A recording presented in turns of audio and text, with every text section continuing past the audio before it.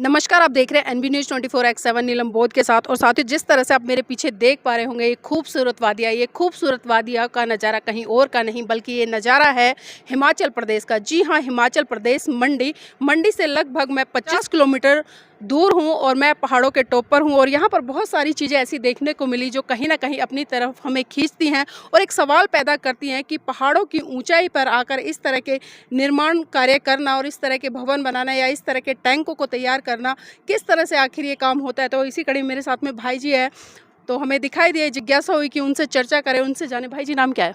नमस्कार मैम, देवेंद्र कौंडल है मेरा नाम। जी देवेंद्र जी, जिस तरह से अभी हम देख रहे हैं पीछे एक वाटर टैंक है, शायद बहुत बड़ा बना हुआ है। किस तरह से तैयार किए जाते हैं वाटर टैंक? हालांकि मैम मेरे को यहाँ आए हुए अभी 7-8 महीने हुए हैं। जी। स्कीम मेरे आने से पहले तैयार हो चुकी थी, बट स्कीम ये जो है यहाँ पे थर्ड स्टेज है स्कीम की। फर्स्ट स्टेज इसकी नीचे पहाड़ में है और सेकंड स्टेज यहाँ से 1 किलोमीटर नीचे ना बोलते हैं वहाँ पे है, और यहाँ पे थर्ड स्टेज है। तो यहाँ से जो पानी की सप्लाई है वो ऊपर केलोधार के लिए हो रही है। जी। और यहाँ पे इस टाइम जो 4 मोटरें लगी हुई है, तो कंटिन्यूटी में आजकल गर्मियों के टाइम में 8, 10 और 12 घंटे जो है मोटरें चलती है, तब करके लोगों को पानी की समस्या से राहत मिल रही है। मतलब जो पानी की व्यवस्था है, जो पानी को संकलित किया जाता है, तो वो पहाड़ों से पानी आता है या नदियों से? मैम ये नीचे खड्ड है हमारी ना एक, वहाँ से आ रहा है पानी। जी, मतलब पहाड़ों में भी पानी की समस्या है कहीं ना कहीं। हाँ मैम, बहुत समस्या है। आज की डेट में समस्या ज़्यादा है, पहले समस्या थोड़ी कम थी। और पानी की समस्या का एक कारण यह भी रहा है कि आजकल लोग जो है पानी को ज़्यादा खर्च कर रहे हैं। जहाँ पहले थोड़े पानी में एक परिवार गुजारा करता था, आज उस पानी में सिर्फ एक बंदे का ही गुजारा चलता है। इस वजह से उस पानी की आपूर्ति को पूरा करने के लिए जो है इस तरह की स्कीमें बनाई जा रही है, ताकि लोगों की उस समस्या को दूर किया जा सके। तो जो ये इतना बड़ा पीछे टैंक बना है, इसमें लमसम में कितना पानी आ जाता होगा? इसमें मैम 7.5 लाख लीटर पानी की स्टोरेज आती है। 7.5 लाख लीटर पानी? Yes ma'am. तो देखिए, आप देख सकते हैं कि 7.5 लाख लीटर पानी एक टैंक में आता है और इस तरह के 3 पार्ट में बनाए हुए हैं। नीचे से पानी ऊपर चढ़ना, फिर उससे और ऊपर चढ़ना और फिर थर्ड से और ऊपर ले जाना। तो किस तरह से तकनीक तैयार की गई है, वास्तव में ये समझ सकते हैं कि मनुष्य का दिमाग आज कितनी तेज़ गति से विकास कर रहा है और जहाँ तक चीज़ें नहीं पहुँच पाती, वहाँ तक चीज़ें कितनी आसानी से आज पहुँचाने का काम किया जा रहा है। और ख़ासकर ये तकनीक है और तकनीक भी मनुष्य ने बनाई है। अच्छा भैया जी, हम देख रहे हैं इधर जो वाटर टैंक है उसी के फ्रंट में एक टेंपल भी बना हुआ है। ये टेंपल किसका, पहले तो थोड़ा ये बताएं। ये मैम लंबोदरी माता बोलते हैं ना, उसका टेम्पल है। तो जो माता जी है, उनका कोई योगदान है पानी को ऊपर लाने के लिए?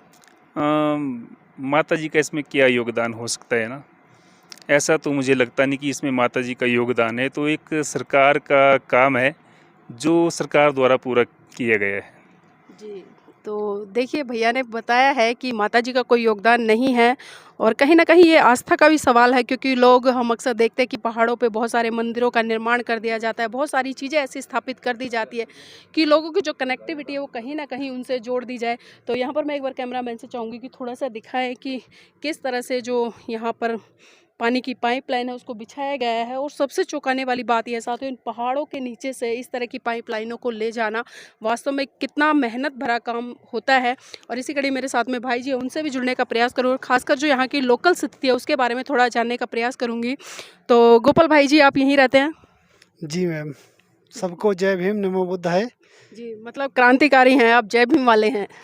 बिल्कुल जी, हम तो देखो साइंस पे ही विश्वास रखते हैं। जो भी कुछ किया आज तक साइंस और पढ़ा लिखा समाज हुआ है, तभी आगे का डेवलपमेंट हो चुका है। अगर पढ़ा लिखा होता हमारा समाज तो कुछ नहीं हो पाता। यहाँ तक जो भी मंदिरों में है, मेरी आस्था कोई नहीं है इनमें, क्योंकि महात्मा बुद्ध जी ने जो खुद पे विश्वास का दिया हुआ है, और जितने भी महापुरुष आए हैं हम उन्हीं से ही ज़्यादा जानकारी लेते रहते हैं, सीखते रहते हैं, पढ़ाई करते रहते हैं, उसी तरह से आगे का काम चलाते हैं। और पहाड़ों में बहुत टफ सा काम रहता है कोई भी करना, मगर आप यहाँ पे आके खुद देख रहे हैं ऐसी परिस्थितियाँ हैं। जी गोपाल जी, यहाँ पर जो सामाजिक स्थिति है कैसी है, लोगों की भाईचारा किस तरह से है? भाईचारा इस तरह का है, अगर मान लीजिए किसी की शादी फंक्शन है यहाँ पे, तो अगर हरिजन का है तो वहाँ राजपूत अपने सिस्टम से खाना बनाएंगे, या हमारे यहाँ जो मनुवादी है, पंडित बोला जाता है उनको, वो आते हैं, वो खाना बनाते हैं। बट जो मेरी अपनी प्रैक्टिकल रही है आज तक, मैं खुद नहीं तो मैं उनका हाथ का खाता हूँ। अगर मैं बोलता हूँ भाईचारा अगर बनाना तो आप मेरे हाथ का खाना खाइए और मैं आपका खाऊंगा, नहीं तो मैं नहीं खा सकता हूँ। तो शादी फंक्शन में मैंने कहा मैं आपके नहीं जाऊँगा, आप मेरे में नहीं आइए। कई बार शादी का जहाँ कार्ड होता तो मैंने कहा वहाँ फिर दूर व्यवहार हो जाता है कि हमें लोगों को साइड में, मेरे पास कई क्लिपें ऐसी पड़ी हुई है तो कि जो साइड में बिठा के खाना खिलाते हैं। यहाँ तक कि टेम्पलों में भी जाने के लिए कई जगहों में रोक टोक होती है। मैं इन चीज़ों से दूर हटके हूँ, मैं बाबा साहब का फॉलोवर हूँ, बस इसी चीज़ पे ज़्यादा करता हूँ, क्योंकि ये तभी है बाबा साहब ने इतना अच्छा काम जो किया हुआ है वोट के माध्यम से। जब वोटिंग देने की बारी आई तो किसी के पाँव छू देते हैं, कई कुछ कर लेते हैं लोग, मगर जो यहाँ का बाबा साहब ने अगर ये वोट की ताकत शायद नहीं रखी हुई होगी थी और नहीं रहेगी, तो मुझे लग रहा है फिर से यहाँ पे जो समाज में आने वाला समय रहेगा, तो अगर वोट की ताकत जब ख़त्म हो जाएगी तो मुझे लग रहा है वही राजों वाला काम आएगा, राजों महाराजों वाला। जैसे हम लोग कमाए उनको कमाई करके दे, जैसे मनुस्मृति में लिखा हुआ मैडम जी कि अगर हमारे पास धन नहीं होना चाहिए वो भी राजों को मिलेगा, अगर हम कोई गलत बातें करते हैं वो भी, क्योंकि हमने स्टडी मनुस्मृति की भी पूरी तरह से की हुई है, उस तरह से हम बोल पा रहे हैं, आगे इनके साथ डिस्कस कर रहे हैं। गोपाल जी, जिस तरह से गांव का परिवेश आप बता रहे हैं कि जो शादी विवाह होते हैं तो वहाँ पर काफ़ी भेदभाव होता है, आपने एक शब्द यूज़ किया है हरिजन शब्द, तो ये हरिजन शब्द किसके लिए यूज़ किया जाता है यहाँ पर? हरिजन शब्द इसलिए यूज किया जाता है जो हम लोगों को यहाँ पे बोला जाता है शूद्र, जैसे रिटन कार्रवाई में शूद्र लिखा गया अछूत, जी। तो उनके लिए बोला जाता है।